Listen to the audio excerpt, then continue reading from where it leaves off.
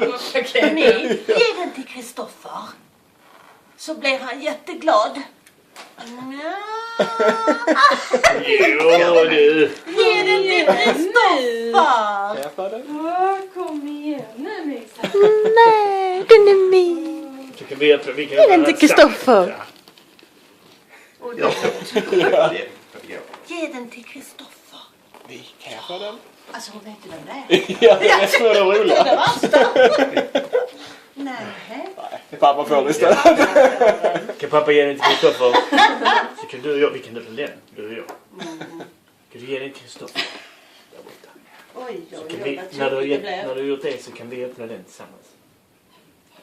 Nej, först den till Kristoffer. Så öppnar vi den tillsammans. Tror du det?